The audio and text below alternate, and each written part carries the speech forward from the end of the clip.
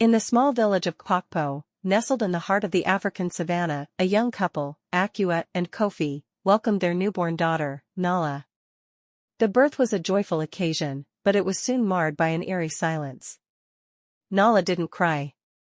Akua and Kofi exchanged worried glances, but the village elder, Nana, reassured them that some babies just took a little longer to find their voice.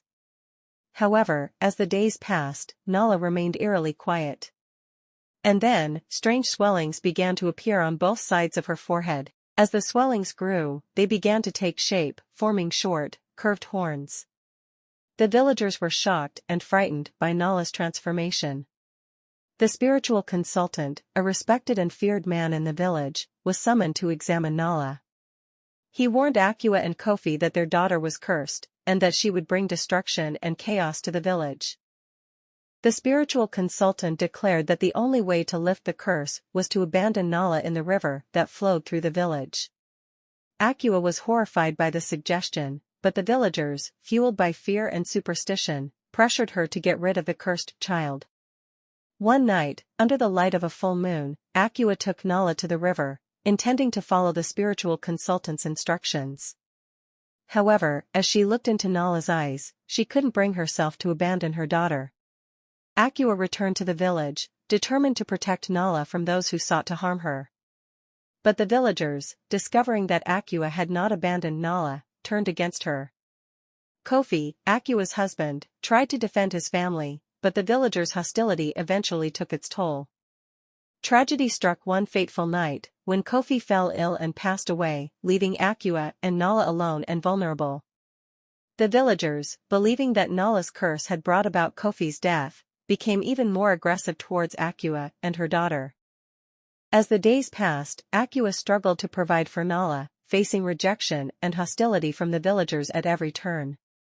One night, as Akua sat by the fire, feeling hopeless and defeated, a mysterious stranger appeared at her doorstep.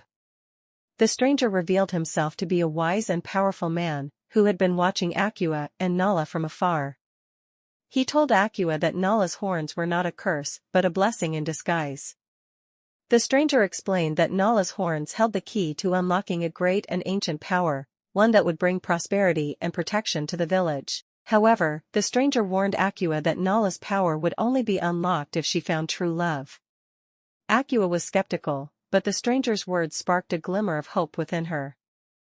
As Nala grew up, she faced countless challenges and rejections from the villagers.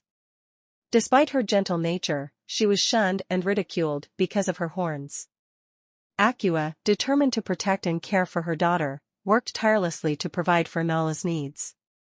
She taught Nala how to farm, cook, and fend for herself, preparing her for a life of independence. Despite the hardships, Nala's inner beauty and kindness shone through. She developed a deep love for nature and the animals that lived in the surrounding forests. As she entered adolescence, Nala's horns grew longer and more prominent, making her feel like an outcast among her peers. But Akua's unwavering love and support helped Nala to stay strong and focused, even in the face of adversity. As the days passed, Akua pondered the stranger's words, wondering how Nala would ever find true love in a village where everyone feared and rejected her. But fate had other plans. One day, the king's son, Prince Tendo, arrived in the village, seeking refuge from the pressures of royal life. As Tendo explored the village, he stumbled upon Nala, who was sitting alone by the river, her horns gleaming in the sunlight. He was surprised and curious to know why a beautiful lady had horns. But he just walked past her and pulled a thought off his head. Few days later, Prince Tendo was out hunting in the forest, and was attacked by a ferocious lion. Nala, who was gathering herbs in the forest, heard Tendo's cries for help and rushed to his aid. Using her knowledge of the forest and its creatures, Nala bravely confronted the lion and chased it away. Tendo, grateful for Nala's bravery, thanked her and asked how he could repay her. Nala, blushing, simply smiled and told him to be careful in the future. As Tendo returned to the palace, he couldn't stop thinking about the mysterious and brave young woman who had saved his life. He asked his servants to find out more about Nala, and soon learned about her reputation as a kind and gentle outcast. Tendo's curiosity turned into fascination, and he began to wonder if there was more to Nala than met the eye. Tendo couldn't shake off the image of Nala's beautiful face and her unusual horns. He wondered why a woman with such kindness, bravery, and beauty would be cursed with such a peculiar feature. He asked his servants and advisors if they knew anything about Nala's past or the reason behind her horns, but no one seemed to know anything.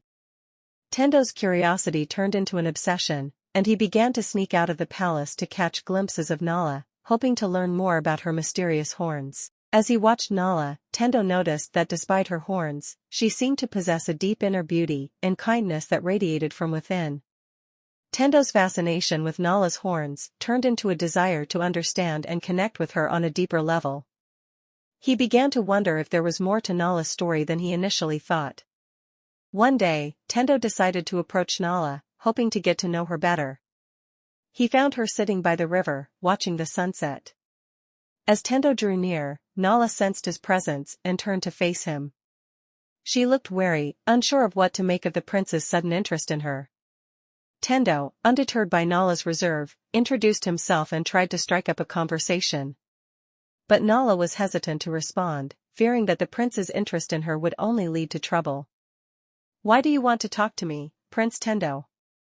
Nala asked bluntly, her eyes narrowing slightly. "The villagers don't like me. They think I'm cursed." Tendo's expression softened, and he took a step closer to Nala. "I don't care what the villagers think," he said gently. "I want to get to know you, Nala. You seem like a kind and fascinating person." But Nala just shook her head, her eyes clouding over. "You don't understand, Prince Tendo. I'm not like other people. I have dot this." She gestured to her horns, her voice barely above a whisper.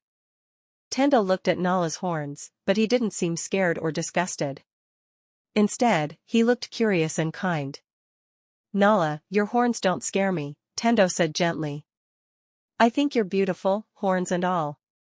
Nala was surprised by Tendo's words. No one had ever called her beautiful before. She looked away, feeling shy and unsure. "Why are you being so nice to me, Prince Tendo?"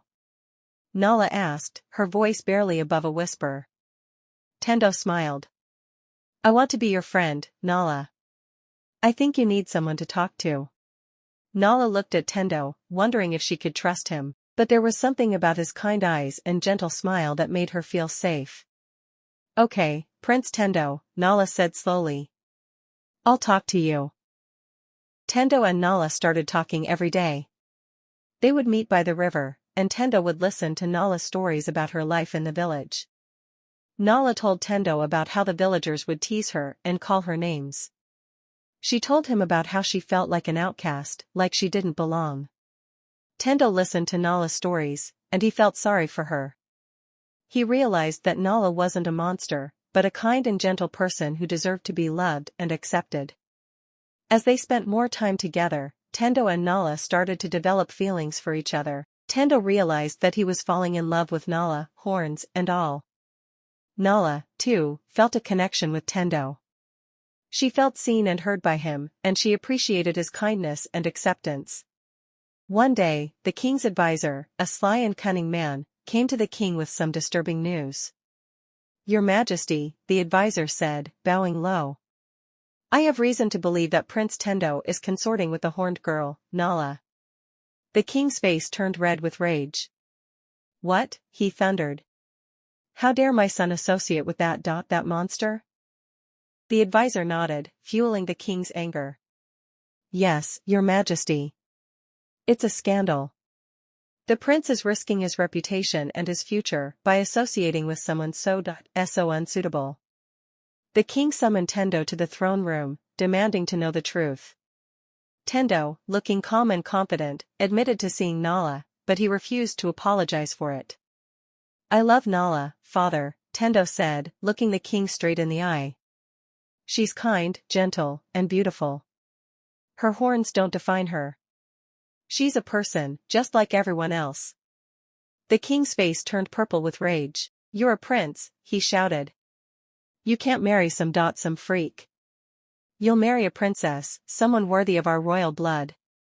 Tendo stood firm, refusing to back down. I won't marry someone just because of their royal blood, he said. I want to marry someone I love, someone who loves me for who I am. And that someone is Nala. The king's anger turned to shock, and then to sadness. He realized that his son was serious, and that he might lose him if he didn't accept Nala.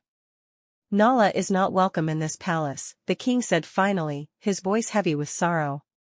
If you want to be with her, you'll have to leave the palace, and give up your claim to the throne.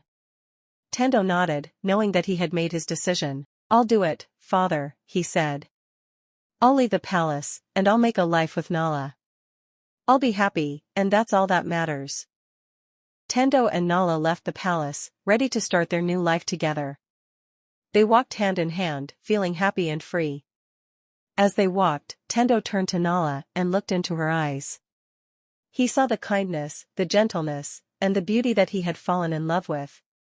Nala saw the love and adoration in Tendo's eyes, and her heart skipped a beat.